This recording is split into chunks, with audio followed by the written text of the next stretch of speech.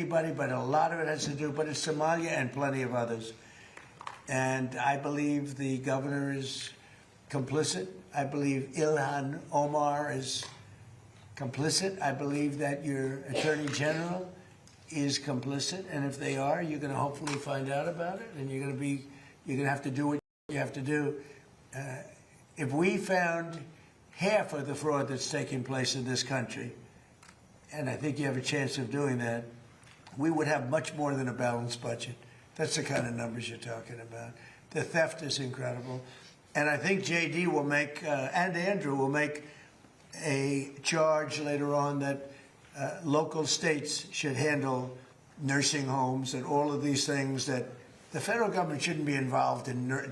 It's too big. The federal government should handle military and a couple of other things. But when it comes to nursing homes, you saw where a young gentleman was going around and knocking on doors, and none of the nursing homes existed, none of the nurseries existed. The money that's being paid out, and the federal government pays for it. When you see all these people coming in illegally into our country, many criminals, many drug dealers, murderers, 11,888 murders, and you look at California, and more come in, and yet they never had money, and yet they pay them. You know why they pay them? Because the federal government is charged with paying. We're not paying them anymore, and I said that. So these two really smart guys are going to be, I think it's going to, hopefully it's going to be JD's. This will not be like a Kamala, where she was put in charge of the border, and she never went there, JD, right? You promise? I promise, sir. Remember, Kamala was put in charge. She was the border czar. She never went to the border. She never called any of the great Border Patrol. The Border Patrol testified. We never spoke to her in 4 years.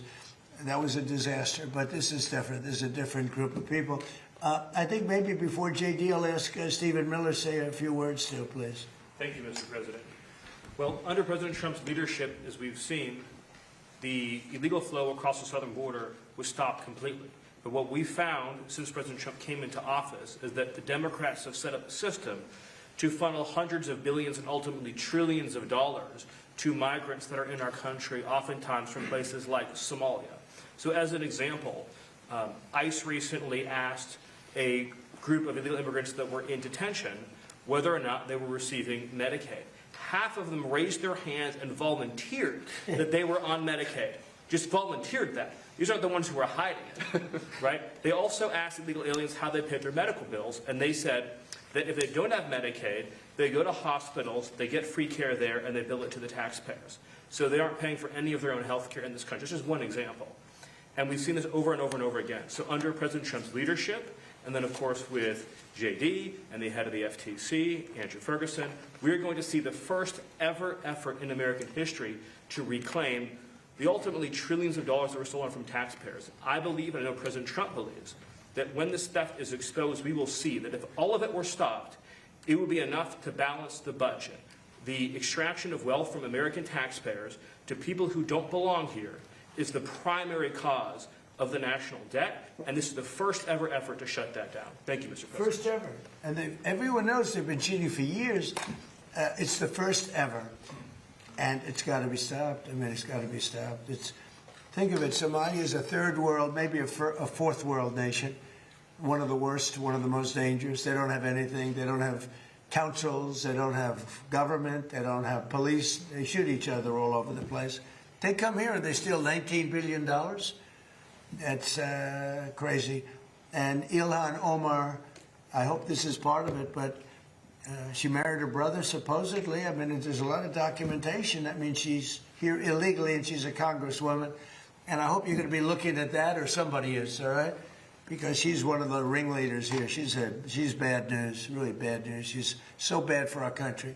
Anyway, JD, please say a few words. Yes, sir. Well, thank you, Mr. President. This is a very important whole-of-government approach to tackle the fraud problem. And let me just tell one story. One of the things that even before this executive order was signed that we were able to stop under the President's leadership is we saw evidence that in Minneapolis there were Somalis, primarily illegal immigrants, who were defrauding a Medicaid program that was meant to go to autistic children.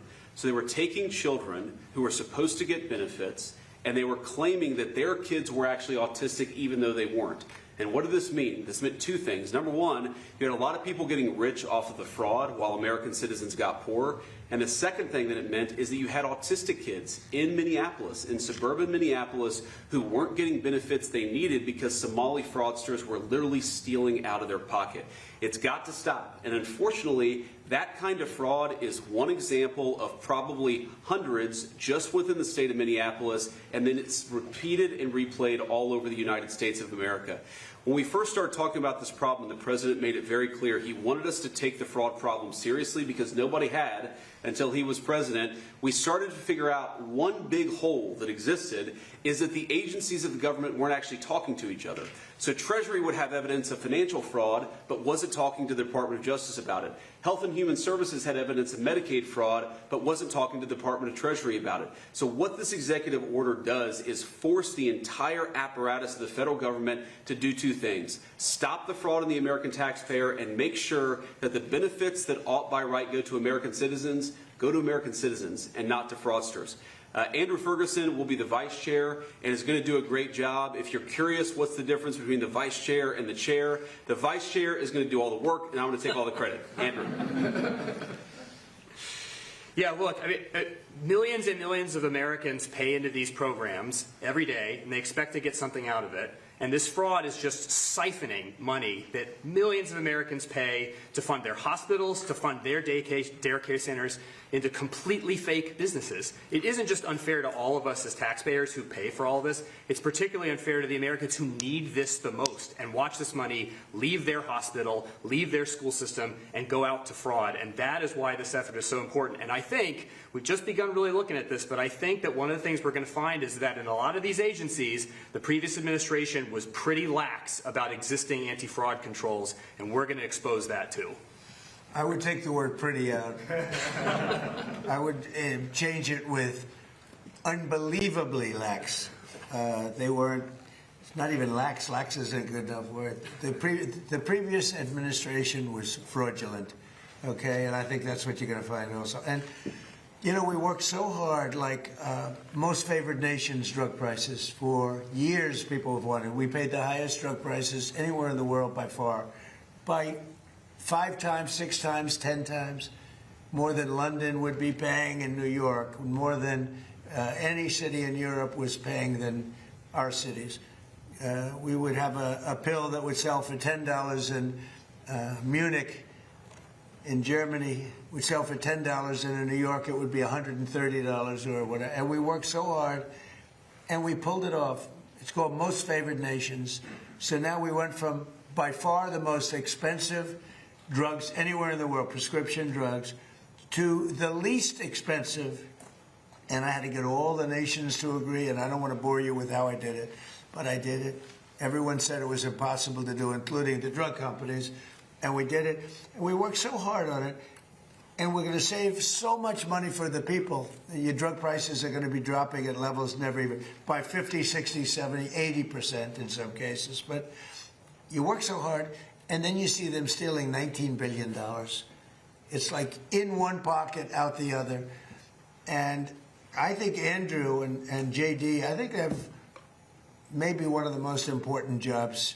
Maybe it could be one of the most important things that we're signing because, I really believe that they have an opportunity to do something so good for our country. You know, people talk about balancing budgets. You can't balance a budget when people are stealing $19 billion, and nobody's ever heard of anything like it. We had, I guess, in the same state, you went autism, where 4 or 5 years ago, they spent $1 million, and now it's almost $400 million in just a few years. Well, autism didn't go up like that, and even the $1 million was probably a fraud, but it went from $1 million to almost $400 million in just a few years. These are crooked people. They basically said everybody in the state had autism. These are crooked, horrible people. And, you know, I was elected on, with JD, Make America Great Again. That was it. And we can't have this stuff happening. Right. We have to be respected. And they left. So I'm going to sign this. We'll take some questions, but let me sign this first. I don't forget. Let's see. Before I decide not to, okay? Yes, sir. I don't forget not to, but maybe I'll decide not to. I would decide not to if I didn't think they could do the job. I would decide not to. But that'll be a terrible thing. I think they're going to find numbers, Andrew. I think you're going to find numbers that are far higher than you even think. And you know, Andrew came to us. He said, "Sir, he's read the stories about Minnesota. We know California is many times worse, but Minnesota is terrible. They're all terrible. Those cities are terrible. New York is terrible. What's going on in Chicago, Illinois, with that slob of a governor is terrible. And the kind of money we're talking about is just country changing. It's country changing money. It's having a deficit to having a really profitable country where you can lower your taxes substantially for people. And I think you have an opportunity to do it. And I think you two guys are the right guy. If you guys can't do it, we've got a problem, because nobody else will be able to do it. All right? Yes, sir. So I'll sign, and then we'll take some nice questions from our wonderful media.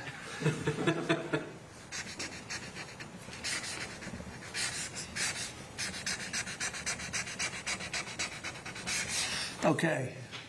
Go on.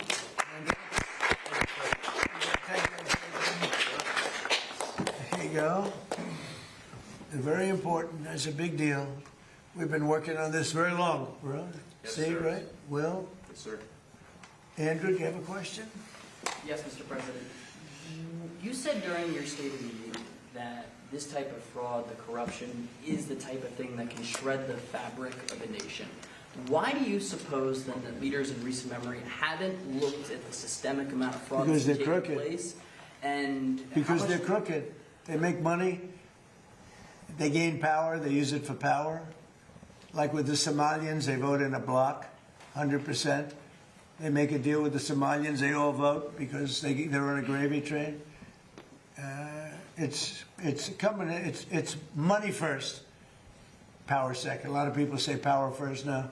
It's money first, power second. Do you ever see where, like, Mercedes, people come over from Somalia, they have no money, and now they're buying Mercedes-Benz cars, okay? It's more cash goes out of the Minnesota airport than any other place in the world or so. We're going to find it. And Minnesota's really bad. The governor's corrupt. The attorney general's totally corrupt. Just like the New York State attorney general, Letitia James. She's a highly corrupt person. Bragg, the DA, is a corrupt person. They're all corrupt. These are corrupt people. And we got too many of them in our country. And we have to expose them, and we have to catch them. And if these two guys can't, these are high IQ people. I've always liked high IQ. These are high IQ people. If they don't do it, we're going to go a long way, fellas, to find somebody else that's going to. We have no choice. If honestly, and they may not do a good job. If they don't do a good job, Thank you, sir. it's possible. If they don't do a good job, the country's sort of in trouble. Yes, go ahead. Thank you, sir. Two questions for the And I Vice think they're President. going to do a great job. Go ahead. First, Mr. Vice President, Democrats are already calling you the fraud czar. What's your reaction to that title? And then Good title. second, given I like your it. past skepticism of foreign adventurism, are you completely on board with the current war in Iran? So I like fraud czar. It's certainly what we're going to do. And look, we have to do it. As the president said, this is a problem that has festered in this country for far too long, and far too few people have actually wanted to do anything about it. That's what makes this administration different, is that we actually tackle the problems the American people have been confronting. So I'm very happy about it. And look, I think that I know what you're trying to do, Phil. You're trying to drive a wedge between members of the administration, between me and the president. What the president said consistently, going back to 2015, and I agreed with him, is that Iran should not have a nuclear weapon. We have taken this military action under the president's leadership. I think all of us, whether you're a Democrat or Republican, should pray for its success and pray for the safety of our troops. That's the approach that I've taken. Make it as successful as possible. So there's no hesitation, given your past statements, with the current operation? What do you mean there's no hesitation with my On your past part, statements? Given your skepticism of foreign adventurism, you were a critic of the global war on terror previously. Well, I think one big difference, Phil, is that we have a smart president, whereas in the past we've had dumb presidents. And I trust President Trump to get the job done, to do a good job for the American people, and to make sure that the mistakes of the past aren't repeated. Absolutely. Thanks, sir. Look, JD's been great, but here's the simple thing, and I have, some people, I don't want wars. I want wars less than almost anybody. Peace through strength. But you know what? I've watched Iran for a long time. I've called them out 20 years ago when I was a civilian that liked watching the world. And they're violent, vicious people. The leadership, violent, vicious people. They killed 32,000 protesters over the last 3 weeks. They put out a memo 2 days ago saying, if you protest, we will shoot you and kill you in the streets. And somebody said, oh, there's not that many protests. Well, first of all, there are bombs going off all over the place. But even if there weren't, who's going to do that? Who's going to do it? They don't have any guns, and the other ones have latest in line machine gun, right? And every form of gun you can have. They shoot them right through the middle of the head. They're violent people. If they had a nuclear weapon, they would use it. And sometimes I'll have some of the people that, feel very strongly, like I do about wars. And I say, do you think Iran is violent, and do you think their people are violent? Yes, leadership. Do you think they should have a nuclear weapon, which is massive power? I don't even want to discuss how powerful, because it's depressing. And they said, no, they shouldn't have. Definitely they shouldn't have. I said, and you don't want to fight war? No, we don't want to fight war. So these are naive people that frankly are stupid. If you believe that Iran should have a nuclear weapon, there's something wrong with you, because they would use it the only question is within 1 hour if they get it, or 1 day. They will use it, and they will blow up the entire Middle East, not just Israel. They'll start with Israel, but they will blow up. And you got to see that when they unexpectedly started sending missiles to every country within 1,000 miles of them. I mean, they're blowing up countries that were neighbors, not necessarily some friends. They actually were blowing up some friends. They were blowing up the people that handle their accounts. They're sending thousands of missiles into countries that didn't expect to be in the war because they wanted to take over the Middle East. And if I didn't terminate Barack Hussein Obama's horrible Iran nuclear deal, which I did in my first term, one of the dumbest deals, perhaps the dumbest deal because of the danger involved, you would have had them have a nuclear weapon 3 years ago, maybe 4 years ago. They would have used it, blown up the Middle East, and they would have then come after us. And if these gorgeous B-2 bombers, give me that bomber, Andrew. Let me just hug that little sucker. Give me that bomber over there. Thank you. You knew immediately which one. This looks small, but in person it's very big. Because it's the only plane capable of carrying a 200,000-pound bomb. So I don't know how they do it, because it's very sleek and nice, but it carries a lot of weapons, and there's a lot of bombs. But had I not sent this incredible machine, times numerous others, to hit Iran at midnight with no moon, dead dark, every single bomb was dropped right down the chute that it was supposed to hit. How they do it, who knows? Nobody else can figure. No other country can do it. No other country has our military or even close. And I think we've probably proven that with Venezuela and now with because we have done a number in Iran. But if I didn't do that, if I didn't decimate, I call it their nuclear dust, they would have had a nuclear weapon within 1 month after that bombing took place. And they would have used it on first Israel and then the Middle East. And you know that because all of those missiles that were launched against their neighbors were set long ago, long before they knew they would be using them this quickly. Had we not done this, you would have had a nuclear war that would have evolved into World War III. And more important, this is a war that there would have been nothing left. So we've done a great thing. The people that say it's okay for a very sick ideology, a very sick country in terms of its leadership, very good people, great people. But the people that say that, I think they're actually, they're either evil or they're stupid.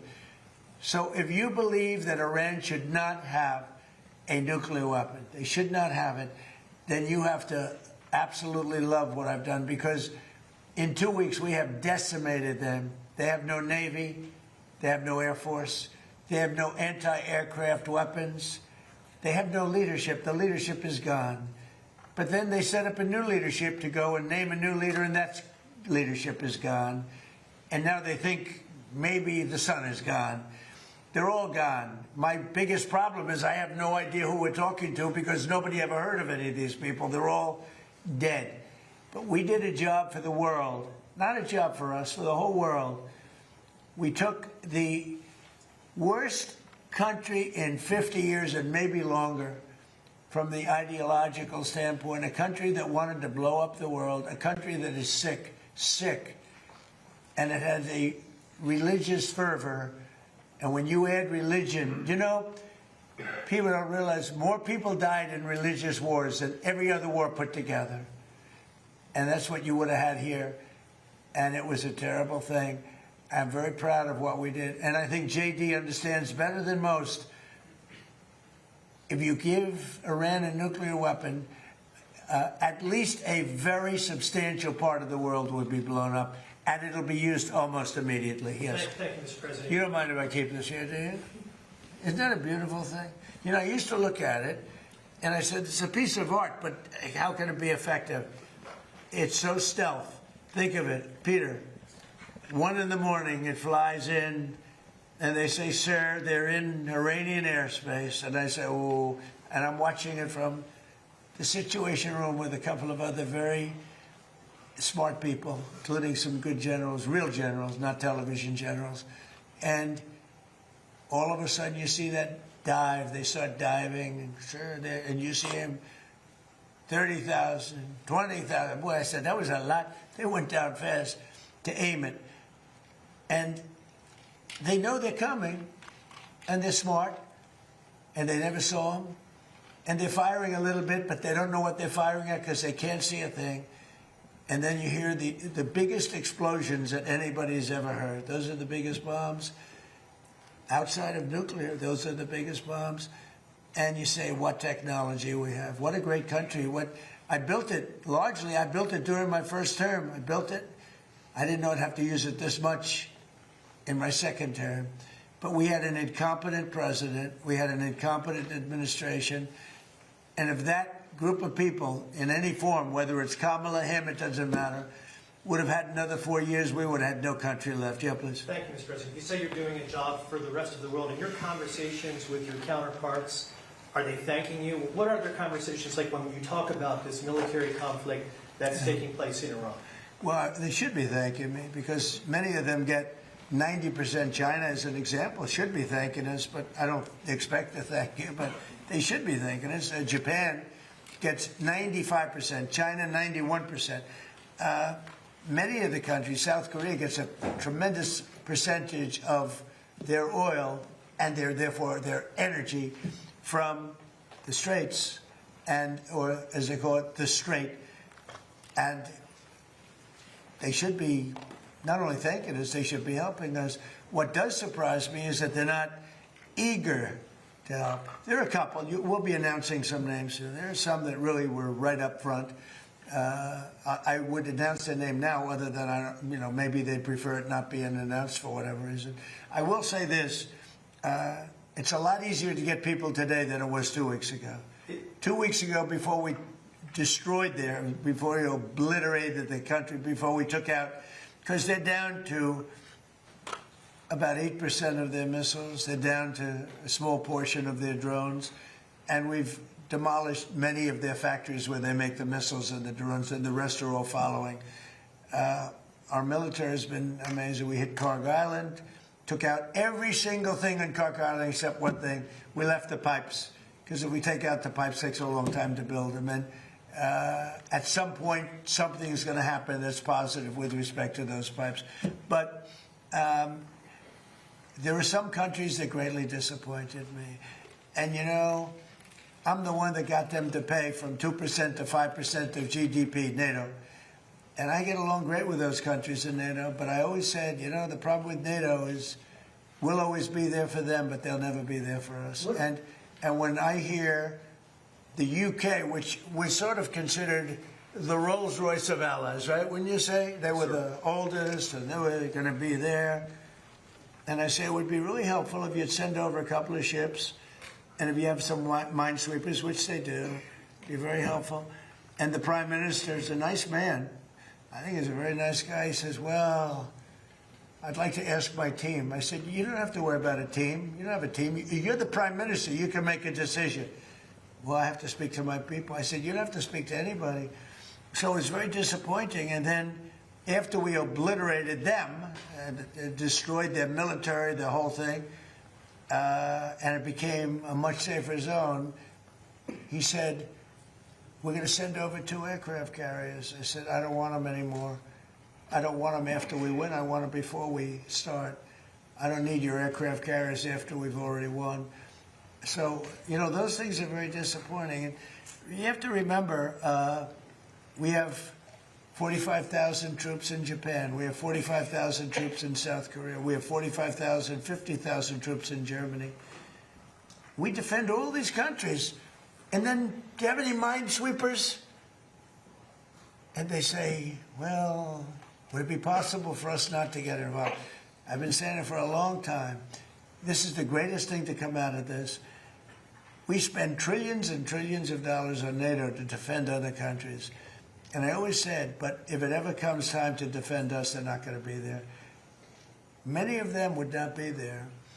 And we're going to have to start thinking more wisely in this country. Some have been very good. 1 or 2 have been great. I'll tell you who the great ones are at the right time.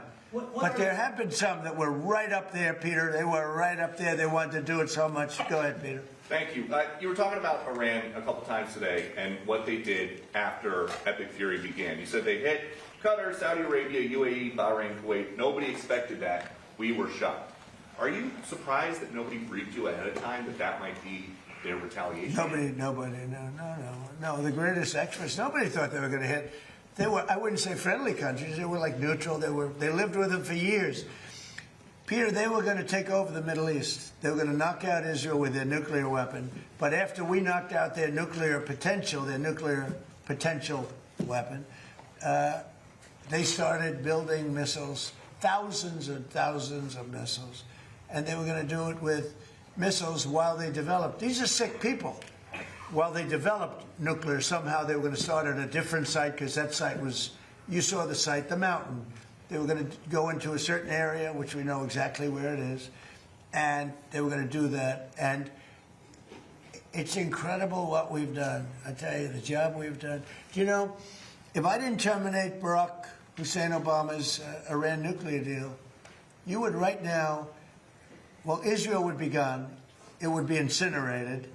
And probably the Middle East likewise. And remember, they have all of those missiles. And I heard they were sending missiles to UAE. I said, that's strange. You know, UAE is like the banker for Iran. They're like the banker. Qatar, their neighbors, they got along okay. Saudi Arabia. All of a sudden, Kuwait is getting hit. Bahrain is getting hit. All these countries are getting hit. There was no expert that would say that was going to happen. It's not a question of like, gee, should you have known? And if we did know, big deal. I mean, we have to do what we have to do. But we hit them so hard like nobody's ever been hit. We hit them very hard. And we've extinguished most of their missiles. We've extinguished most of their drones. We've extinguished most of the places where the missiles and the drones are built. We've fully extinguished 2 layers of leadership and probably a third, if you believe some stories. So we only have one thing, to have a little choke point, and they've used it very well for years, but it doesn't work. But I think this, if some of these countries that we've been good to for years, and maybe more important than that, some of these countries that get 90% and 95% of their energy from Hormuz, the Strait. Hormuz, a famous, wonderful, beautiful place, but you wouldn't want to be necessarily sailing a boat there right now. I would not. Okay, you know why? Not because of them, because of us. Because we've taken out their entire Navy. We've taken out every one of their drone, they call it a drone layer, a mine layer. There's specific boats that are meant to put mines on. How would you like to have a nation that has 22 boats where their sole function, they're very different looking boats. You wouldn't want one for your family. They're not pretty. Their sole function is to lift a mine into the water and drop it a certain number of feet down. But they had 22 of them. We've taken out all of them. But you can probably drop them off on the boats. So we don't even know. By the way, we don't know that any mines have even been dropped. But the thought that they would scares people that have billion-dollar ships. Yeah, please. Thank you, President Trump. I'd like to ask the Vice President about his plans to go after possible fraud in California and New York. We know, of course, about Minnesota. And President Trump, first, could I ask you, you said earlier today that the new Supreme Leader, Mustafa Khomeini, you don't know if he's dead or alive. There are a couple of interesting reports about him today. There's one report that he just narrowly escaped death in the first airstrikes by stepping out into his garden. There's another report that he may actually be gay, despite leading a theocracy that hangs gay people. How do you determine what's true, and do you have an assessment of this? Well, so far nobody knows. If you look at his father, he used to give talks a lot, you know, talking about death to America. He'd say death to America all the time. When they say death to America, you should believe them, because that's what they would have. If they had a nuclear weapon, they would have used it. But they never had the chance. I never gave them the chance to use it. And other presidents should have done. I spoke to one of the former presidents who I actually like. I actually speak to some. I do like some people. It'd be shocking. And he said, I wish I did what you did. Could have done it. Other presidents, somebody should have done it. 47 years this went on. They call Iran the bully of the Middle East. And you could have never had the Abraham Accords. You could never have had peace in the Middle East. Now you're going to have peace. You could never do it with the dark cloud of a nuclear Iran. But Iran is a shell of itself. It's no longer a bully. It's the one that gets bullied. It's a bully that got beat up. We beat the crap out of them. And they deserve that. You know, when you see a soldier walking down the street without his arms, or being helped down the street because he's got no legs, or his face is blown to smithereens with no legs and no arms, those two, no legs, no arms, and a face that got racked. That was done by roadside bombs. That's the favorite weapon of Soleimani, who I killed in my first administration.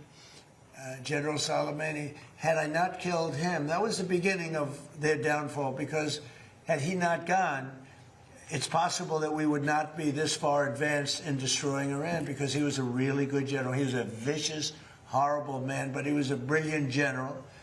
And he was looking to knock out 5 of our military bases at one time. And the man that died with him was his counterpart in Iraq. And they were working together. And they got hit real hard. And if that didn't happen, we would have had a problem. But maybe more importantly than that, he was really the mastermind behind it. And they never found somebody to replace him in terms of the genius. I knocked him out. And that was a big step, knocking him out. But if we didn't get rid of the Obama deal, I terminated it against the wishes of my then Secretary of State. He was no Marco. Against the wishes of a lot of people at the time. You remember that, Peter? A lot of people. Had I not terminated, remember that, Stephen? You remember? They were all going, no, dude, this is not. That deal was a disaster. That was a road to a nuclear weapon. They would have had it 3 years ago. And it would have been used, I would say, 2 to 3 years ago, and it would have been used in the Middle East. And by the way, after they were finished that, they were coming over here. They never got a chance to do it. I just want to ask you about something very interesting that you said twice today. That you talked to another former president about the Iran strikes. I did. Was it George W. Bush? No. Was it Bill Clinton? I don't want to say. I don't want to say. Because Barack Obama? a member of a party, they have Trump derangement syndrome, but it's somebody that happens to like me, and I like that person who's a smart person. But that person said, I wish I did it. Okay, but I don't want to get into who. Okay. I don't want to get him into trouble. Maybe, hey, I have a guess. you know what? Yeah, I think you probably know. You know, it's interesting. And maybe he'd be proud. And I could even ask him that. Would you like me to reveal your name to Peter at Fox? Well, at least you have high ratings. Your ratings are through the roof, Peter. Yeah, yes, thank you for noticing. Congratulations. Can I ask you another question about Yeah. the war? If Iran, as you said, totally obliterated, got the missiles, got the first 2 rounds of leadership, Air Force gone, Navy gone, can we wrap this war up this week? Yeah, sure. Good. Will we? I don't think so, but it'll be soon. Won't be long. And we're going to have a much safer world when it's wrapped up. It'll be wrapped up soon. We're going to have a much safer world. I had an obligation to do this. I didn't want to, I call it an excursion. I didn't want to make this journey. We had the highest stock market in history. We had low gas prices. Everything was good. And I know exactly, I know what, you know, you're going to do it, and people are going to raise the price of oil, and that's good. But I know that. But that's a very small thing compared to allowing them to have, you want to see a stock market go down? Start letting them hit you with nukes, okay? I think, I said it this morning, I think it's a very small price to pay. And frankly, I thought it was going to go down much more, if you want to know the truth. I assumed that it was going to go down much more, only because people don't understand to a large, it's a big chess game at a very high level. It's a very high level chess, the highest. And I'm dealing with very smart players. These are smart people. They don't get there. You know, when you deal with some of these people, you're dealing with high level intellect, very high IQ people. These are not Jasmine Crockett and her group. These are smart people. These are really smart people, and violent people, and vicious people, and some very nice people. And some are very nice but violent. They turn violent. And it's, But you know what? If I didn't do what I did, we would have been hit.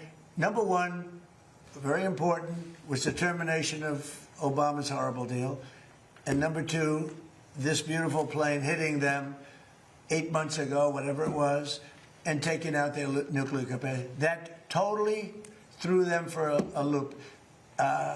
If they had that bomb at either time, 5 years ago or 7 months ago, if they had that bomb would have been used almost immediately. Mr. President, 2 questions on domestic policy, bringing it close to home. First of all, the Save America Act, what are you expecting this week when this vote takes place in the U.S. Senate? Will the Vice President's vote be I think it's necessary? imperative that it gets done. I'm not sure it is. You know, the Democrats have horrible policy. It's just incredible. But they stick together. It's the one thing they do. Their Supreme Court members stick together. Those appointed by a Democrat stick together. If Barack Hussein Obama appoints a member of the Supreme Court, that member never goes against him. And they're proud about it. They say, I don't give a damn if it's good or bad. That man appointed me, and I'm never going to let him down. I don't say that's right, wrong. I just say they stick together. Republicans go the opposite way. If Donald Trump appointed me, I'm going to show the world that I can be totally just and I can be independent of Donald Trump. He's not controlling me. And I don't want to control them. I just want to have smart decisions. They gave us a decision on tariffs the other day that won't change tariffs. I can do it a different way. I always knew I could do it a different way. This was a little quicker, a little easier, a little better. But they gave it a decision that could cost this country $500 billion to pay people back, because now I have to start the tariffs all over again. Very simple. And what happens with the money I've already collected? Why didn't they say, starting from now, go the other way?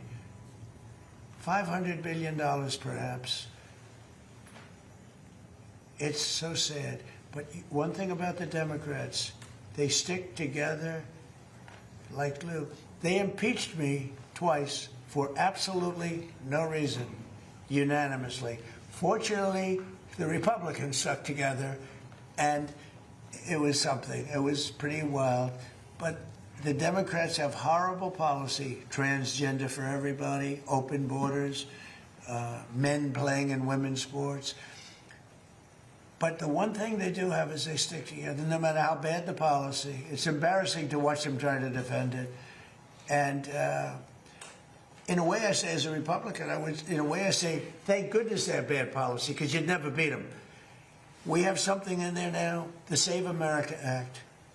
Voter ID with a picture, right? That's a 99% issue. Even among Democrats, you know, Democrats poll at 89% on that. And then they have proof of citizenship. And then they have no mail-in ballots. No mail-in ballots. We have no mail-in. You go to California, they send out like 38 million ballots. Some Democrats got 7, 8 ballots. Republicans are a lot of times calling in, where's my ballot? Where's my ballot? They're lucky to get one. Jimmy Carter, probably the greatest thing he ever did.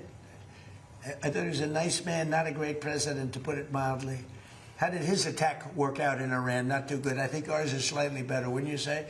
But Jimmy Carter, the one thing he did after he left with Scoop Jackson and some others, they formed a very elite council, a committee that came out and said very strongly, no mail-in ballots, because if you have, we're the only country in the world that has mail-in ballots like we do. The only country in the whole world. People have tried it. France tried it, and they went away.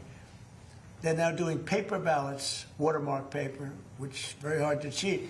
So when you look at what happens with this country, we really have to fix it. That'll be very popular. The other thing we put in there, just as best of, I call it the best of Trump. We have the 3 things I just said, right? But then I added on no men playing in women's sports, and I added in no transgender surgery, the mutilation of our children. We have no mutilation of our children, no transgender. I think they say that's an 80% issue. I think they're 99% issues, but whether they're 80% or 99%, the problem is we have a couple of Republicans. They shouldn't be allowed. They're horrible people, and they're willing to vote against anything. And we have all the Democrats will vote against it. So I think it hurts the Democrats to vote against it, because I'm going to instruct all the Republicans to say that so-and-so that they're running against voted against the saving of our children from transgender mutilation, right? That's pretty unpopular. They want men and women's sports. That's pretty unpopular. They want voter ID, but the Democrats don't. Everybody wants voter ID. Everybody wants proof of citizenship. And most people don't want mail-in voting because they know it's a fraud. Touches too many hands. I mean, if the postman gets it, this one gets it, that one. So these are all issues that are in the 90s to 100. I would say some are virtually 100%. And the interesting thing is they're that way not only with the Republic. I'm not talking about leadership. I'm talking about they're that way also, most importantly, with the people. The people of our country want voter ID. The people of our country want proof of citizenship. And that includes 88%, 89% of Democrats. And I think the Republicans, Eric Schmidt, Rick Scott, Tim Scott, I speak to so many of them, they all want it. I hope John Thune can get it across the line. He's trying. I mean, he told me this morning, I spoke to him, he's trying. I think it'll be a very, very bad thing for our country if they don't. We're just asking for basic things. Think of it. You can't have voter ID. Do you know in California, if you ask a person to show their identification, they have the right to put you in jail. If you're an official and you say, "May I please see your identification?" you're subject to going to jail. That's how crazy it's gotten. With a low IQ person, you know, because Gavin Newsom has admitted that he has learning disabilities. Honestly, I'm all for people with learning disabilities, but not for my president. I think a president should not have learning disabilities, okay? And I know it's highly controversial to say such a horrible thing. The President of the United States, Gavin Newsom, admitted that he has learning disabilities, dyslexia, everything about him is dumb. But then he looked at the audience and said, "What, I'm smarter than you," or something like that. That was pretty silly. So now on top of everything else, I call him a racist because it happened to be a black audience. I will tell you this. I think it was the worst interview I've ever seen of any human being in my life, okay? Anybody else have any questions? On Iran, will it be necessary to use even a limited ground force to secure whatever nuclear material remains in Iran as part of that threat? Yeah. And secondly, have you made a decision? You mean to go in and get it? Yes, sir. Why would I tell you a thing like that? And secondly, You know, I can't say to reporters, "Sir, will you attack Karg Island? Will you occupy Karg?" They ask me these questions. And I don't want to be mean, but they're stupid questions. If any president answered those questions, they shouldn't be president. and secondly, sir, do you still plan to travel to Beijing at the end of this? I don't know. We're working on that right now. We're speaking to China. I'd love to, but because of the war, I want to be here. I have to be here, I feel. And so we've requested that we delay it a month or so, and I'm looking forward to being with them. We have a very good relationship, but because of the war, there's no tricks to it either. It's not like, oh, gee, I'm waiting. It's very simple. We got a war going on. I think it's important that I be here. You know? So it could be that we delay it a little bit. Not much. Peter? When you say Cuba is next, Cuba. is Cuba, whatever you do with the military there, it seems like something, will that look more like Iran or Venezuela? Can't tell you that. I can tell you that they're talking to us. It's a failed nation. They have no money, they have no oil, they have no nothing. They have nice land. They have nice landscape, you know. It's a beautiful island. I think they have great people. You know, I know so many people from Cuba that were treated terribly, and they're over here and they became rich. They're very entrepreneurial people, very smart. I know a lot from Florida, especially. There's so many people. A friend of mine started over with nothing. He's now the largest owner of gas stations in the country and stuff. I mean, Cuban. I also know, I was just with a fantastic person who's Cuban and made a fortune in sugar. You know, Fanjul family, right? And this family wants to go back to Cuba to visit it. They haven't been back in like 50 years or something. They largely come from Cuba. And we'll see what happens. They were asking me about that. They want to go back. Not only Fanjul, a lot of Cubans have said, "Oh boy, would they love to go back." I think Cuba, I don't know, in its own way, if tourism and everything else, it's a beautiful island, great weather. They're not in a hurricane zone, which is nice for a change, you know. They won't be asking us for money for hurricanes every week. But I think Cuba see the end. You know, all my life I've been hearing about the United States and Cuba. When will the United States do it? I do believe I'll be having the honor of taking Cuba. That'd be good. That's a big honor. Taking Cuba. Taking Cuba in some form, yeah. Taking Cuba. I mean, whether I free it, take it, I think I could do anything I want with it. You want to know the truth? They're a very weakened nation right now. They were for a long time. Very violent leaders. Castro was a very violent leader. His brother's a very violent leader. Extremely violent. That's how they governed. They governed with violence. But a lot of people would like to go back. Okay, one more question. A quick question on fraud for Vice President Vance. Mr. Vice President, you announced a couple of weeks ago in the EOB that the administration would be halting Medicaid payments to Minnesota until the state decided to take pervasive steps to root out fraud. Do you have an update to that specific situation? Do you think that could be a model moving forward for the task force for states that won't cooperate? So I don't have an update there. Dr. Oz is looking to it, trying to work with the authorities in Minnesota to try to figure that situation out. But yeah, I mean, I think there are two obvious tools that we have to stop the fraud that's happening against the American people. One is that when we see evidence of fraud, we stop the payments. Pretty simple, right? We know that the American people are being defrauded.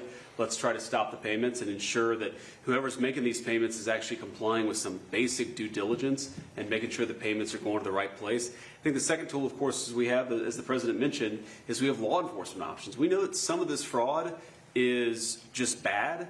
Some of it's criminal. We know that people are intentionally trying to defraud the American people. It's not just in Minnesota, it's all across the country. 99% is criminal. Yes, sir.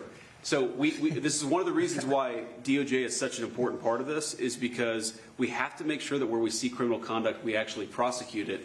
And the President's talked about this a lot in the past. I don't need to repeat it, but it's worth noting that so many times when we find people engaged in really, really bad conduct, you know, the local judge or the local grand jury tries to stop it. One of the cool things about what we're doing is we're trying to take some innovative steps to ensure that when we find criminal fraud, we can actually prosecute it all the way to the end. Mr. President, She wanted one question. She's over here, and you guys are over there. Where's your main camera? Is it this one? Which one is the main camera? Okay, good. Nice center, good. I thought it was that one. Go ahead. Mr. President, remember it was Daily Wire, not CNN. We just wanted to ask about DHS, still not funded, but we reported earlier today that 80% of the primary task force that focuses on investigating terrorism is working without pay. So should that impact Terrible. decisions? The Democrats aren't paying. The Democrats, we have a deal. They just said we're not going to pay. We're not going to do anything, and it's terrible. The Democrats are terrible. You know, it'd be nice to get along, but for years this has been going on, not just with me. For years it's been going on. Different ideology, but also different tactics. Here we are, we're fighting big battles with a very tough enemy and winning nicely. And we're not allowed to have security in our country. It's crazy. The Democrats don't want to pay. These are bad people. These are not people that love our country, I can tell you that. They're very sick people. Thank you very much, everybody. Thank you. Thank you, sir. Thank you, guys. Thank you, guys. Thank you, press. Thanks for all the questions. Movie guys. Thank you. That's more than he said. That's more than Biden in 4 years. That's right. Thank you, guys. Thank you very much. Thanks, Peter. See you, sir. Thank you.